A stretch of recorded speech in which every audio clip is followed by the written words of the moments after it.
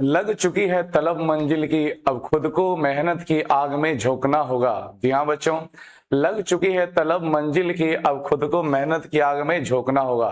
ठोकरे कहती है मारा जाएगा, ठोकरे कहती है मारा जाएगा, हौसला कहता है देख लेंगे। नमस्कार, सुप्रभात मेरे बच्चों, हम विकास सर आपका स्वागत करते हैं बूस्टर क्लासेस के यूट्यूब चैनल। बच्चों, आज का वीडियो बहुत ही बेहतरीन होने वाला है, जिसमें हम पूरे 50 महत्वपूर्ण और वस्तुनिष्ठ प्रश्नों को देखने वाले हैं। ये आपके क्लास 10th के फिजिक्स चैप्टर का तीसरा चैप्टर मानव नेत्र से संबंधित होंगे। सभी के सभी प्रश्न इसी से लिए गए हैं। आप लोग धैर्य पूर्वक बच्चों देखिएगा पूरा वीडियो, और थोड़ा हम फास्ट चलेंगे क्योंकि क्वेश्चन की संख्या बहुत ज्यादा लिए हैं। और मेरा ये वीडियो आपको कैसा लगता है लास्ट में जरूर बताइएगा। आप लोग रिस्पॉन्स भी करिए कि कितना आप लोगों का सही जाता है। अंतिम तक डटे रहिएगा बच्चों, केवल बीच बाजार में छोड़ने से भागने से कोई होने वाला नहीं है। चलिए तो समय न गवाते हुए शुरू करते हैं। तो क्लास 10th फिजिक्स का है, मानव नेत्र का क्वेश्चन है। चलिए बच्चों, आप लोगों के सामने पहला क्वेश्चन ये है, हाँ वही चीज है, मानव नेत्र वायुमंडलीय बर्तन वर्ण विक्षेपण, जो कि बहुत ही फेमस चैप्टर है। पहला क्वेश्चन है बच्चों, आप लोग सोचना शुरू करिए कि सर इसका आंसर क्या होगा। पहला क्वेश्चन का आता है, स्पेक्ट्रम में किस रंग के किरण का झुकाव अधिक होता है। बहुत ही आसान है बच्चों, तो आप लोगों को पता होना चाहिए बैगनी रंग का झुकाव सबसे अधिक होता है, अर्थात बैगनी रंग का विचलन सबसे अधिक होता है। मेरे बच्चों, उम्मीद करते हैं कि आप लोगों का आंसर सही गया होगा, बिल्कुल ही सही गया होगा, बिल्कुल सही गया होगा। ये सब प्रश्न बहुत ही आसान होते हैं। दूसरा क्वेश्चन देखते हैं बच्चों, निकट दृष्टि दोष दूर करने में किस लेंस का उपयोग किया जाता है। बहुत ही अच्छा सा क्वेश्चन है, निकट दृष्टि दोष ऑब्जेक्टिव में बहुत ही फेमस है। तो उम्मीद करते हैं आप लोगों ने इसका आंसर सोच लिया होगा। बिल्कुल बच्चों, इसमें किस लेंस का उपयोग किया जाता है, तो बच्चों अवतल लेंस का उपयोग किया जाता है, ऑप्शन बी सही होगा। चलते हैं बच्चों नेक्स्ट क्वेश्चन में। नेक्स्ट क्वेश्चन है, समान दृष्टि के वयस्क के लिए सुस्पष्ट दर्शन की अल्पतम दूरी कितनी होती है। यानी कि क्वेश्चन का आता है स्पष्ट दर्शन की न्यूनतम दूरी कितनी होती है। तो मेरे बच्चे, आप लोगों को पता है होगा कि 25 सेंटीमीटर होती है।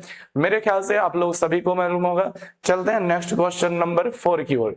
निर्गत किरण एवं अभिलंब के बीच बने कोण को क्या कहते हैं। निर्गत किरण अभिलंब के बीच बने कोण को क्या कहते हैं। तो बहुत ही आसान सा क्वेश्चन है, बच्चे को मालूम होगा। इसका आंसर होगा बच्चों निर्गत कोण। कौन सा आंसर होगा, निर्गत कोण। आप लोग पता होगा आपतित किरण और अभिलंब के बीच बोलता तो आपतन कोण, अपवर्तित किरण अभिलंब के बीच बनेगा तो अपवर्तन कोण, और यहाँ निर्गत किरण और अभिलंब के बीच बोला है कौन सा बनेगा, तो मेरे बच्चे निर्गत कोण बनेंगे। आगे बढ़ते हैं बच्चों, क्वेश्चन नंबर 5 में, दृश्य प्रकाश में किस वर्ण का तरंगदैर्घ्य अधिकतम होता है। मोस्ट इंपोर्टेंट क्वेश्चन है, एकदम वीवीआई क्वेश्चन है बच्चों, एकदम बिहार बोर्ड के लिए बहुत इंपॉर्टेंट क्वेश्चन है, एकदम वीवीआई है। तरंगदैर्घ्य सबसे अधिक लाल रंग का होता है बच्चे, आप लोग भी खुद जानते होंगे, बिल्कुल सही होगा। ये सब क्वेश्चन हर बच्चे का सही जा रहा होगा। उम्मीद करते हैं 5 क्वेश्चन हुआ है तो आपका 5 में 5 आप लोगों का अभी तक सही गया होगा। चलिए नेक्स्ट क्वेश्चन पे देखते हैं बच्चों, क्या हमारा छठा क्वेश्चन है।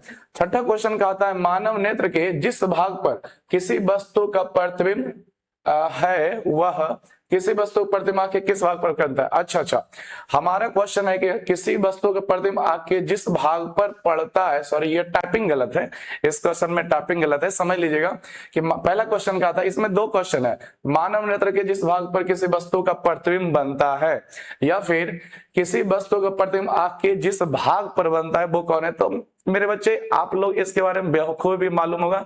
आंसर है वो बच्चे रेटिना, जिसको हिंदी में बोलते हैं दृष्टि पटल, तो इसका ऑप्शन नंबर डी होगा। चलिए नेक्स्ट क्वेश्चन में चलते हैं 7 नंबर।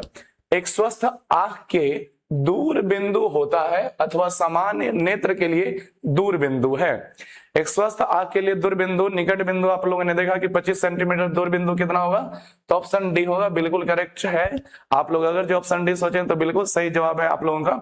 चलिए नेक्स्ट 8 नंबर क्वेश्चन में देखते हैं, जो नेत्र निकट स्थित वस्तु को साफ नहीं देख सकता।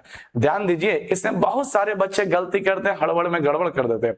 मेरे बच्चे आराम से सोचिएगा, जिस नेत्र में निकट स्थित वस्तु को साफ नहीं देख रहा है उसको कौन सा दृष्टि दोष होगा, तो वो दूर दृष्टि दोष होगा। मेरे बच्चे ध्यान से सुनिए, दृष्टि दोष का नाम जो है ना उल्टा रखा गया है। निकट दृष्टि दोष में निकट वाला दिखेगा, दूर वाला नहीं दिखेगा, लेकिन यहाँ पे बोला है निकट स्थित वस्तु को साफ नहीं दिख रहा है, यानी निकट का नहीं दिख रहा है, दूर का दिख रहा होगा। तो दूर का दिख रहा होगा तो दूर दृष्टि दोष होता है, और निकट दृष्टि दोष में क्या होता है बच्चे, तो निकट वाला वस्तु दिखता है, दूर वाला वस्तु नहीं दिखता है। चलिए क्वेश्चन नंबर 8 आप लोगों का सही गया होगा। नेक्स्ट क्वेश्चन हम लोग आते हैं 9वां नंबर। बस बहुत ही आसान सा क्वेश्चन है, किसी कोलाइडी विलयन में, ये आप लोगों का भारतीय वन के बुक में देखिएगा प्रकाशन में, तो ये आप लोगों का क्वेश्चन है और एग्जाम में आता भी है। बहुत ही अच्छा क्वेश्चन है, मेरे ख्याल से तो इसका क्वेश्चन भी ना पढ़िएगा, ऑप्शन केवल पढ़िएगा तब भी आंसर पकड़ लीजिएगा। किसी कोलाइडी विलयन में निलंबित कणों से प्रकाश के परिकिरणन को क्या कहा जाता है? पहला ऑप्शन देखिए कितना बढ़िया, वायुमंडलीय प्रभाव, टिंडल प्रभाव, टिंडल प्रभाव, क्विंटल प्रभाव। तो मेरे बच्चे इसका आंसर हो जाएगा टिंडल प्रभाव। क्या आंसर होगा? टिंडल प्रभाव। तो उम्मीद करते हैं आप लोगों को बहुत अच्छा लग रहा होगा। 10 क्वेश्चन नंबर देखिए, ये आप लोगों का 50 में से 10वां नंबर क्वेश्चन हो रहा है, यानी कि पूरे 50 में से 10 क्वेश्चन आप लोग कंप्लीट करने वाले। चंद्रमा पर खड़े अंतरिक्ष यात्री को आकाश प्रतीत होता है, किसी अंतरिक्ष यात्री को आकाश कैसा प्रतीत होता है? क्वेश्चन दूसरा भी है। तो आप लोग इस सब क्वेश्चन से तो वाकिफ होंगे एकदम बच्चों। लाल प्रतीत होता है, कैसा प्रतीत होता है? लाल। अंतरिक्ष यात्री को अंतरिक्ष का रंग कैसा होता है? ये क्वेश्चन पूछ रहे मेरे बच्चे, लाल होता है। या फिर चंद्रमा पर खड़े व्यक्ति को अंतरिक्ष में आसमान का रंग कैसा होता है? तो सॉरी, लाल नहीं, लाल सॉरी गलत हो जाएगा, सॉरी माफ करिएगा बच्चों, अगर गलत हो जाएगा। काला कैसा होगा? काला होगा, काला काला काला, माफ करिएगा, काला होगा, ठीक है। चंद्रमा पर खड़े अंतरिक्ष यात्री को आकाश प्रतीत होता है तो काला, एक्साइटमेंट में थोड़ा सा लाल हो गया, ठीक है। किसी अंतरिक्ष यात्री को आकाश कैसा प्रतीत होता है? तो काला, माफ करिएगा बच्चों। लेकिन हाँ देखिए, अगर जो बोलेगा आकाश का रंग कैसा होता है, ध्यान सुनेंगे बच्चे, आकाश का रंग कैसा होता है तो बोलिएगा नीला। इसका मतलब ये जो बात कर रहा है अपनी पृथ्वी की बात कर रहा है कि आकाश का रंग कैसा है, तो बच्चे नीला है। आकाश का रंग कैसा है हमारी पृथ्वी का? तो भाई नीला होता है। कैसा होता है बच्चे? नीला होता है। लेकिन चंद्रमा पर खड़े या फिर चंद्रमा पर आकाश का रंग कैसा होता है? तो याद रखिएगा बच्चे, काला होता है। कैसा होता है? काला होता है। ध्यान रखेंगे सभी बच्चे, बहुत अच्छा क्वेश्चन है। आगे बढ़ते हैं बच्चों। तो ये 10 क्वेश्चन हो गया। तो आप लोग बताइए कितने क्वेश्चन आपके सही गए? कितने क्वेश्चन आपके सही गए? 10 में से कितने क्वेश्चन आप लोगों के सही गए?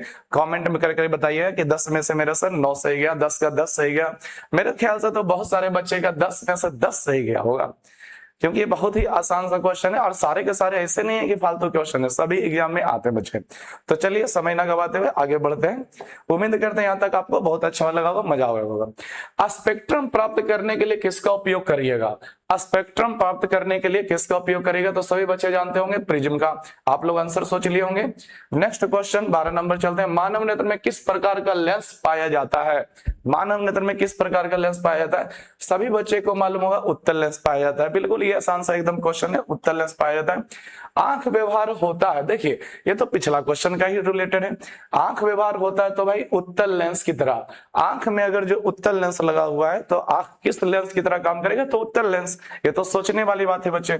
चलिए नेक्स्ट चलते हैं मेरे बच्चे। 14 नंबर क्वेश्चन, पुतली के साइज को कौन नियंत्रित करता है? बहुत ही बढ़िया क्वेश्चन है। पुतली के साइज को कौन नियंत्रित करता है? पुतली का आकार आपको मालूम होना चाहिए। पुतली का आकार मेरे बच्चे अंधेरे में बड़ा होता है। पुतली का आकार अंधेरे में बड़ा हो जाता है और प्रकाश वाले कमरे में जब आइएगा या प्रकाश वाले स्थान में पुतली का आकार मेरे बच्चे छोटा रहता है। लेकिन ये जो पुतली का आकार छोटा होता है अंधेरे में, प्रकाश में छोटा होता है, अंधेरे में बड़ा होता है, तो ये नियंत्रित कौन करता है?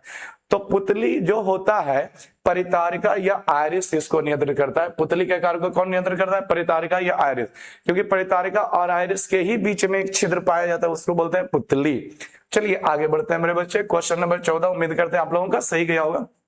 15 नंबर क्वेश्चन, किस दृष्टि दोष को अवतल और उत्तल दोनों लेंसों से बने द्विफॉक्सी लेंस, अवतल और उत्तल दोनों लेंसों से बने द्विफॉक्सी लेंस द्वारा संशोधित किया जाता है? तो मेरे बच्चे आप लोग क्वेश्चन का आंसर जानते होंगे, जरा दृष्टि दोष। अगर जो बोलता है अवतल लेंस से तो निकट दृष्टि दोष, उत्तल लेंस का व्यवहार किया जाता है तो दीर्घ दृष्टि दोष में, लेकिन दोनों लेंस अर्थात द्विफॉक्सी लेंस का व्यवहार किसमें किया जाता है? जरा दृष्टि दोष। तो 15 नंबर क्वेश्चन आप लोगों का हो गया। 16 में चलते हैं दोस्तों।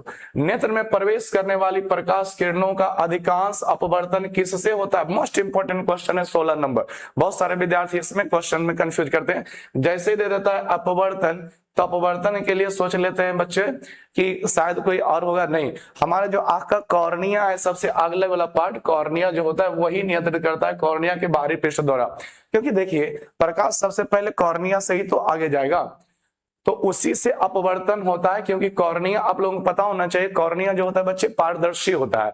कॉर्निया क्या होता है? पारदर्शी। और अपवर्तन की घटना के लिए माध्यम का पारदर्शी होना जरूरी होता है, जिससे प्रकाश की किरणें एक माध्यम से दूसरे माध्यम में जाती है। तो इन सबको जोड़ के पढ़िएगा तो पढ़ने में बहुत मजा लगेगा। ठीक है बच्चे, उम्मीद करते हैं 16 नंबर का क्वेश्चन का आंसर होगा कॉर्निया के बाहरी पृष्ठ द्वारा प्रकाश का अपवर्तन होता है। 17 नंबर, जब सूर्य का प्रकाश वायुमंडल के प्रकाश को अधिक से गुजरता है तो वायु के सूक्ष्म कण प्रबलता से प्रकीर्णित करते हैं, अथवा वायुमंडल में प्रकाश का कौन सा रंग अधिक प्रकीर्णित होता है? अच्छा, क्वेश्चन का टाइपिंग है बच्चे, हम समझा देते हैं क्वेश्चन में क्या है।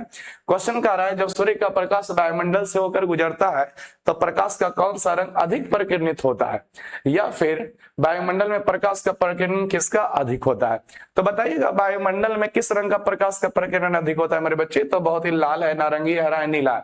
तो उम्मीद करते हैं आंसर सोच लिए होंगे बच्चे, नीला होगा। नीला रंग का वायुमंडल में अपवर्तन अधिक होता है, जिसके कारण आसमान हमें नीला नजर आती है।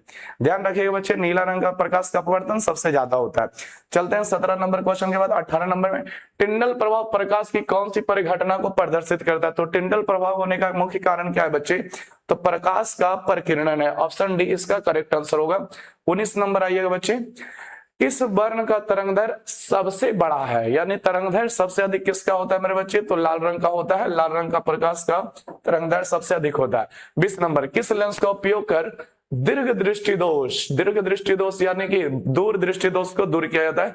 किस लेंस का? तो वो लेंस है आपका उत्तल लेंस बच्चे। कौन सा लेंस है? दीर्घ दृष्टि दोष के लिए उत्तल लेंस का उपयोग किया जाता है। नेक्स्ट 20 क्वेश्चन हो चुके हैं। आप लोग बताइए कि हाँ गुरुजी कितने आपके सही हुए हैं? 20 क्वेश्चन में से आपके 18, 19, 20 तो होना चाहिए, इससे कम गिरना नहीं चाहिए बच्चे। हम तो कहते हैं भाई 20 में 20 आपका सही हो जाए, 20 में 20 आपका सही हो जाए, ठीक है, क्योंकि ये सब है बहुत ही आसान सा क्वेश्चन। आगे बढ़ते हैं। 21 नंबर, निम्नलिखित में से कौन नेत्र का रंगीन भाग होता है? बहुत इंपॉर्टेंट क्वेश्चन है। नेत्र का रंगीन भाग, या फिर बोल दे प्रकाश का जो रंग कलर होता है उसको कौन पहचानता है? तो देखिएगा परितारिका जो होता है, परितारिका या आइरिस, यही होता है नेत्र का रंगीन भाग। नेत्र का रंगीन भाग होता है बच्चे, ध्यान रखिएगा, रंगीन भाग कौन होता है? तो परितारिका या आइरिस। प्रकाश की किस घटना के कारण सूर्य हमें वास्तविक सूर्योदय के लगभग 2 मिनट पहले ही दिखाई देता है? बहुत इंपॉर्टेंट क्वेश्चन है, बहुत सारे बच्चे इसके सही आंसर जानते होंगे। तो भाई एक ही तो आंसर हो सकता है, वायुमंडलीय अपवर्तन। जब सूर्य से संबंधित क्वेश्चन आ गया, सूर्योदय सूर्यास्त से आ गया, वायुमंडल से आ गया क्वेश्चन, ये सबसे होगा, तो एक ही आंसर हो सकता है वायुमंडलीय अपवर्तन। चलिए 22 हो चुका है। 23 नंबर में आइए, तरंगदैर्घ्य को सामान्यतः व्यक्त किया जाता है। बहुत ही अच्छा क्वेश्चन है। तरंगदैर्घ्य को किसमें व्यक्त किया जाता है? तो एंगस्ट्रम में। किसमें मेरे बच्चे? एंगस्ट्रम में तरंगदैर्घ्य को व्यक्त किया जाता है। 24 नंबर क्वेश्चन में आएंगे, कांच के प्रिज्म में किस रंग का विचलन न्यूनतम होता है? अर्थात किस रंग का विचलन न्यूनतम होता है? सीधी सी बात, तो आपको पता होगा लाल रंग का विचलन सबसे कम होता है, बैंगनी रंग का विचलन सबसे अधिक होगा। तो आंसर क्या होगा बच्चे? लाल रंग। 25 नंबर देखिए बच्चे, ये आप लोगों का 25 नंबर क्वेश्चन आ गया, ये सही। तो 25 में 25 आप लोग कहिएगा एकदम कि हाँ सर गुरुजी 25 में 25 हमारा सही गया है। चलिए क्वेश्चन पढ़ते हैं, क्या है? श्वेत प्रकाश यानी वर्णक्रम में किस रंग के किरण का विचलन अधिक होता है? यानी किसका विचलन अधिक होता है मेरे बच्चे? तो आप लोगों को पता होगा बैंगनी रंग का विचलन अधिक होता है, लाल रंग का विचलन कम होता है। तो ये जरूर बताइए किन किन का अभी तक 25 में 25 सही चला गया है? किनका 25 में 25 आप लोगों का सही चला गया है? बहुत हमें जानकारी खुशी होगी कि मेरे पास जो भी पढ़ रहे हैं उनका 25 में 25 सही चला गया। देखिए ऑब्जेक्टिव क्वेश्चन है, ऑब्जेक्टिव क्वेश्चन में ऐसा भी होता है कि हमें डायरेक्टली याद नहीं रहता है क्वेश्चन, लेकिन ऑप्शंस को देखने के बाद याद आ जाता है। तो खैर इतना तो आपका सही जाना चाहिए। चलिए आगे बढ़ते हैं, अभी आधा अधिक क्वेश्चन बाकी है, अभी जितना भी समय लगे उतना समय और बर्दाश्त कीजिएगा बच्चे। तारों के टिमटिमाने का कारण क्या है? तो वायुमंडलीय अपवर्तन होगा। ऑप्शन नंबर सी हो जाएगा। अगले क्वेश्चन पे चलते हैं, मानव नेत्र के लिए दृष्टि का अस्थायित्व होता है। ये बहुत ही बढ़िया क्वेश्चन है। मानव नेत्र के लिए दृष्टि का अस्थायित्व होता है तो 1/10 सेकंड होता है बच्चे। इसका मतलब क्या, थोड़ा सा समझ लेते हैं। हमारे मानव नेत्र में क्या होता है कि प्रतिबिंब बनता है तो रेटिना पर, प्रतिबिंब किस पर बनता है? रेटिना पर। तो रेटिना पर बने हुए प्रतिबिंब का प्रभाव कितना समय तक बना रहता है? ऐसा वस्तु देख ले, तुरंत नजर हटा लिए तो हमारे आंख पे उसका प्रभाव अभी भी बना रहेगा।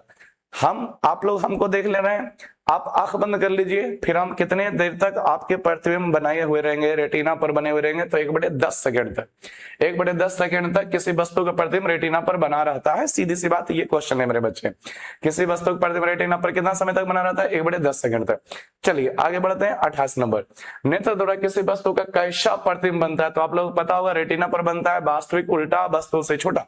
खोजिए कहाँ है वास्तविक उल्टा वस्तु से छोटा? ऑप्शन नंबर डी बिल्कुल सही गया होगा मेरे बच्चे। 29 नंबर में आता है, तरंग दैर्घ्य को सामान्यतः व्यक्त किया जाता है, तरंग दैर्घ्य को मापा जाता है एंगस्ट्रम में, लेकिन व्यक्त किया जाता है आप लोग पता होना चाहिए मीटर में। क्या चीज में? मीटर में व्यक्त करना चाहिए। और हाँ मेरे बच्चे एक चीज याद रखिएगा कि एक एंगस्ट्रम बराबर 10⁻⁻10 मीटर होता है, और सेंटीमीटर में से बदल दिएगा तो 10⁻8 सेंटीमीटर होता है। चलिए आगे बढ़ते हैं मेरे बच्चे। क्वेश्चन नंबर 30, प्रकाश का प्राथमिक वर्ण है। किन रंगों को प्रकाश का प्राथमिक रंग कहते हैं? तो देखिए लाल हरा नीला तीनों को मिला के प्राथमिक रंग कहा जाता है। तो लाल हरा नीला इन तीनों को प्राथमिक रंग कहा जाता है, तो इनमें से सभी होगा। जो बच्चे नहीं जानते जरूर इसको लिखिए। आगे बढ़ते हैं बच्चे। 31 नंबर, एक प्रिज्म कितने सतहों से घिरा होता है? तो 5 सतहों से घिरा होता है। एक प्रिज्म कितने सतहों से? 5 सतहों से। श्वेत प्रकाश में वर्ण विक्षेपण उत्पन्न करता है। कौन सा? कांच की सिली, समतल दर्पण, गोलीय दर्पण। प्रिज्म उत्पन्न करता है, वर्ण विक्षेपण प्रिज्म द्वारा होगा, वर्षा की बूंदों द्वारा होगा, जल की बूंदों द्वारा होता है, तभी तो इंद्रधनुष बनता है मेरे बच्चे। ठीक है, तो वर्ण विक्षेपण किसके द्वारा होगा? तो प्रिज्म के द्वारा भी हो सकता है और वर्षा की बूंदों द्वारा भी हो सकता है। आगे बढ़ते हैं। प्रकाश का न्यूनतम तरंग दैर्घ्य कितना होता है? ये बहुत अच्छा क्वेश्चन है। देखिए प्रकाश का न्यूनतम तरंग दैर्घ्य अभी के लिए आप लोग याद रखिए 380 नैनोमीटर होता है। एनएम का मतलब क्या हो मेरे बच्चे? नैनोमीटर। एनएम का मतलब क्या हो गया? नैनोमीटर होता है, नैनोमीटर। एनएम का मतलब क्या हो गया मेरे बच्चे? नैनोमीटर। आप लोगों को मालूम होगा कि 1 नैनोमीटर बराबर 10⁻⁹ मीटर होता है। 1 नैनोमीटर बराबर 10⁻⁹ मीटर होता है। यहाँ हम कुछ समझा रहे हैं बच्चे, आप लोग जो है बढ़िया देख लीजिएगा। थोड़ा सा समय हम लेंगे आप लोगों का। देखिए सर्वाधिक तरंग दैर्घ्य आपको पता होगा, सर्वाधिक तरंग दैर्घ्य क्या बोल रहे हैं बच्चों? सर्वाधिक तरंग दैर्घ्य जो आपका होता है वो लाल रंग का होता है। वो किसका होता है? लाल रंग का। तो अब मन में प्रश्न उठेगा कि सर सर्वाधिक तरंग दैर्घ्य लाल रंग का होता है, तो बताइए गुरुजी लाल रंग का तरंग दैर्घ्य का मान कितना होता है? तो याद रखिएगा 760 नैनोमीटर होता है मेरे बच्चे। कितना होता है? 760 नैनोमीटर।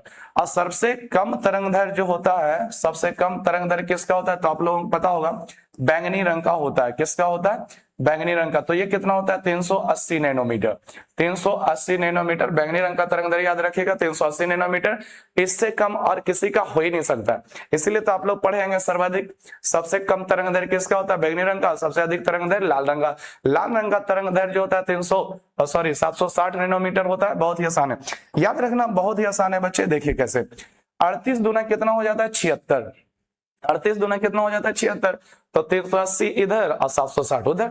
सबसे कम बैंगनी रंग है जिसका 380 नैनोमीटर, और सबसे अधिक तरंग दैर्घ्य लाल रंग का है जिसका कि 760 नैनोमीटर। चलिए आगे बढ़ते हैं, बहुत सारा क्वेश्चन है इसलिए हमें थोड़ा फास्ट करना पड़ता है।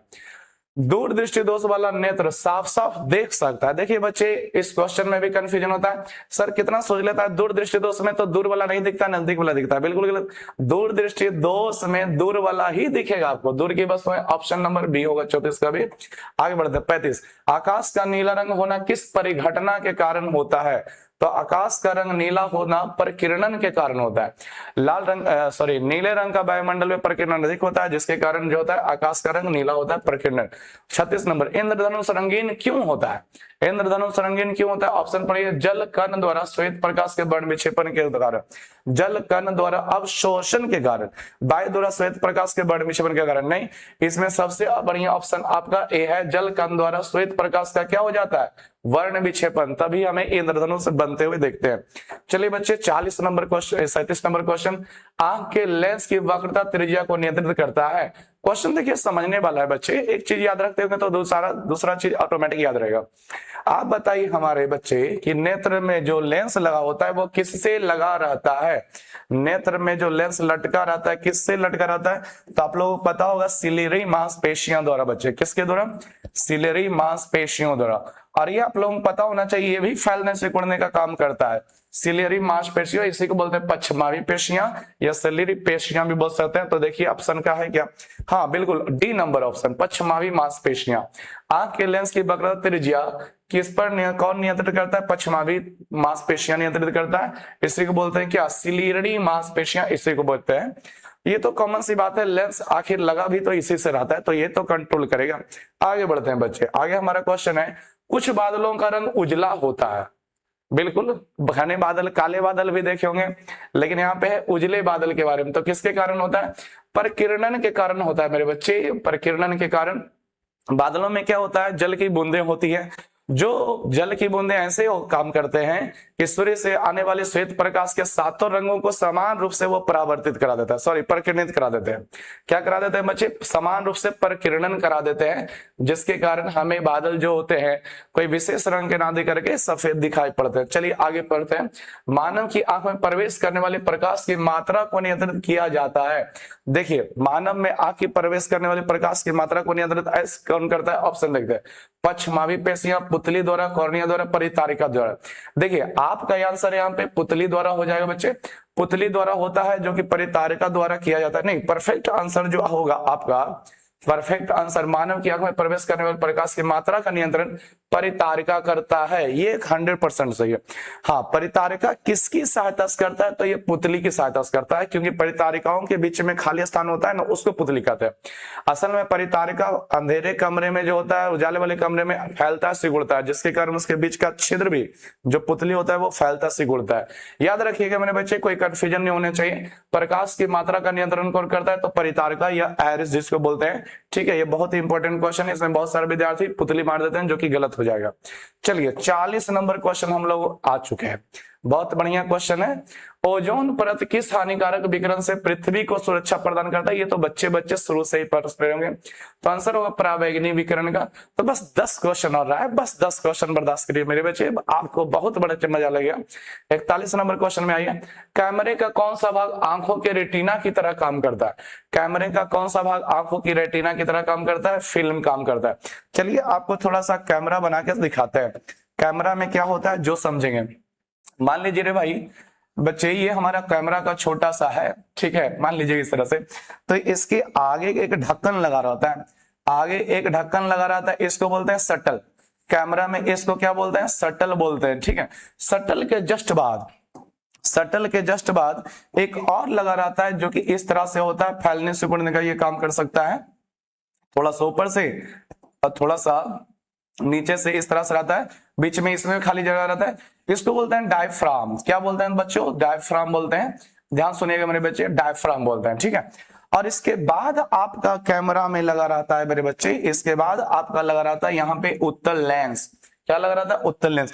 और इसके बाद आपका एकदम अंतिम छोर पे, कहां पे मेरे बच्चे, अंतिम छोर पे, यानी कि यहाँ पे बना रहता है आपका क्या, इसको बोलते हैं बच्चे फिल्म। क्या बोलते हैं, फिल्म बोलते हैं बच्चे, फिल्म बोलते हैं। अब देखिए कैमरा से जुड़े सभी प्रकार के प्रश्नों का आपका आंसर मिलने वाला है। सुनिए, हमारे जो आंख में ये जो खुल लग रहा है, हमारी आंख में जो ये खुल लग रहा है, ये देखिए खुल रहा है, लग रहा है, खुल रहा है। ये देखिए, ये जो ऊपर से चमड़ी है वो आपका हो गया सटल, वो क्या हो गया आपका सटल। ठीक है, आगे बस सुनिएगा, जो हमारा आंख में पुतली का काम है ना, जो हमारे आंख में पुतली का काम है, बीच का छिद्र जो होता है पुतली का काम है, वो आपका काम करता है कैमरा में। पुतली का काम कौन करता है मेरे बच्चे, डायफ्राम करता है। पुतली का काम कौन करता है, डायफ्राम करता है। और आगे सुनेंगे, कैमरा में और हमारे आंख में दोनों में उत्तल लेंस लगे होते हैं। हमारे आंख में वस्तु प्रतिबिंब रेटिना पर बनता है, और कैमरा में प्रतिबिंब जो होता है बच्चे इसी फिल्म पर बनता है। तो याद रखिएगा, 2 क्वेश्चन जोड़ा के बोला जाता है, ध्यान सुनेंगे सभी बच्चे मेरे। हमारे आंख का जो काम पुतली करता है, कैमरा में कौन करता है, डायफ्राम। पहला क्वेश्चन याद रखिएगा, डायफ्राम काम करता है। दूसरा क्वेश्चन, हमारे आंख में जैसे वस्तु प्रतिबिंब रेटिना पर बनता है, वैसे ही कैमरा में किस पर बनता है, तो फिल्म पर बनता है। ये दूसरा क्वेश्चन मोस्ट इंपोर्टेंट है। क्वेश्चन हमारा है, कैमरे का कौन सा भाग आंखों के रेटिना की तरह कार्य करता है, तो आपका आंसर होगा मेरे बच्चे फिल्म। चलिए, एक क्वेश्चन से 2 क्वेश्चन आपने देखा, आगे बढ़ते हैं। एक स्वस्थ मानव नेत्र के लिए निकट बिंदु तथा दूर बिंदु क्रमशः होते हैं, यानी निकट बिंदु बताना है, उसके बाद दूर बिंदु बताना है। तो देखिएगा, तो आपका ऑप्शन नंबर यहाँ पे बी होगा, उल्टा लिखा गया, यहाँ बी होगा और यहाँ पे सी होगा। तो ऑप्शन नंबर आपका मेरे बच्चे बी होगा, 25 सेंटीमीटर निकट बिंदु और अनंत हो गया आपका दूर बिंदु। आगे बढ़ते हैं 43 नंबर, नेत्र की समंजन क्षमता कम हो जाने से उत्पन्न होता है। नेत्र की समंजन क्षमता कम हो जाने से कौन सा दृष्टि दोष उत्पन्न होता है? दूर दृष्टि दोष, जरा दृष्टि दोष, निकट दृष्टि दोष, वर्णांता। तो मेरे बच्चे याद रखिएगा, जरा दृष्टि दोष होता है नेत्र की समंजन क्षमता कम हो जाने से। और नेत्र की समंजन क्षमता जनरली कब कम होगी? तो जब आपका बुढ़ापा आएगा बच्चे, बुढ़ापा आएगा तो उस समय जो होता है नेत्र की समंजन क्षमता जो है कम हो जाती है, जिसके हमारे नेत्र जो होता है ज्यादा दूर तक फोकसित नहीं कर पाता, नेत्र का लेंस ज्यादा दूर तक फोकसित नहीं कर पाता है। श्वेत प्रकाश में कितने रंग होता है? एकदम लॉलीपॉप क्वेश्चन है, 7 क्वेश्चन, 7 रंग होता है, बैंगनी, जामुनी, नीला, हरा, पीला, नारंगी, लाल। आपको भी पता होगा बैंगनी, जामुनी, नीला, हरा, पीला, नारंगी, लाल।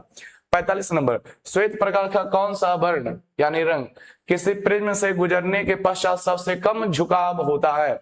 किस रंग का विचलन सबसे कम होता है? सीधा सीधे ये बोला है तो आपको पता होगा मेरे बच्चे, लाल रंग का। किसका झुकाव सबसे कम होता है बच्चे? लाल रंग का। 49 नंबर, सूर्य से आने वाला प्रकाश पुंज निम्न में से कौन है?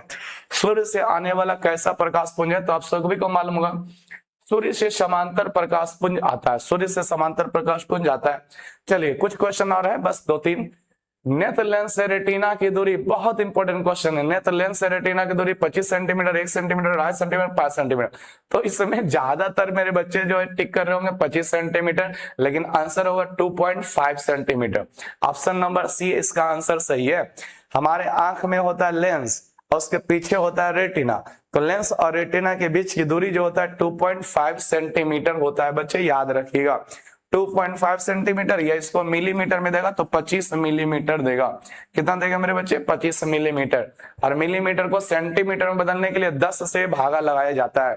तो याद रखिएगा, मिलीमीटर में 25 मिलीमीटर और सेंटीमीटर में 2.5 सेंटीमीटर। ये क्या है? तो रेटिना की दूरी है नेत्र लेंस से। आगे बढ़ते हैं बच्चे, 48 नंबर, वायुमंडल में प्रकाश के किस वर्ण का प्रकीर्णन सबसे कम होता है? ध्यान सुनेंगे मेरे बच्चे, लाल रंग का प्रकीर्णन सबसे कम होता है। होता क्या? जिसका तरंग दैर्घ्य ज्यादा है उसका प्रकीर्णन कम होगा, और जिसका तरंग दैर्घ्य कम है उसका प्रकीर्णन ज्यादा होगा। तो आपको पता होगा लाल रंग का तरंग दैर्घ्य अधिक है तो इसका प्रकीर्णन कम होगा मेरे बच्चे। आगे बढ़ते हैं, सामान्य नेत्र के निकट बिंदु कितनी होती है? तो 25 सेंटीमीटर। एकदम आसान सा लॉलीपॉप क्वेश्चन है बच्चे। अंत भला तो सब भला, गुरुजी अंत भला तो जस सब भला।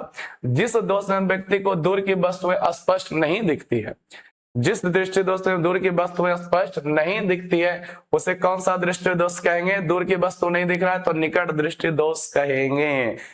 चलिए बहुत बहुत धन्यवाद आप लोगों का, और मेरा भी कि चलिए हम क्वेश्चन 50 करवा पाए, आप 50 पढ़ पाए। आप लोग जरूर अपना अपना नंबर लिखिए बच्चे कि आपका कितना सही गया। 50 में 50 गिनने का है कि नहीं है तो बहुत बढ़िया, और नहीं है तब भी बहुत बढ़िया, क्योंकि सफलता धीरे धीरे आप लोगों को मिलेगी और हम इस मुकाम पे चल चुके हैं, तो रेगुलर आपको वीडियो मिलते रहेगा। तो आप लोगों का बताइएगा 50 में 50 क्वेश्चन में कितना नंबर आया? अरे 50 क्वेश्चन ऑब्जेक्टिव आपको कैसा लगा, मजा लगा या नहीं, जरूर बताइएगा, अच्छा लगा या नहीं। और जरा हम आगे बढ़ के बढ़ते हैं, देखते हैं अगला टाइप का क्वेश्चन जो होता है, अगला वीडियो जो है आपका किस आधार पे होता है। चलिए मिलते हैं नेक्स्ट वीडियो में। आप लोगों का बहुत बहुत धन्यवाद बच्चे।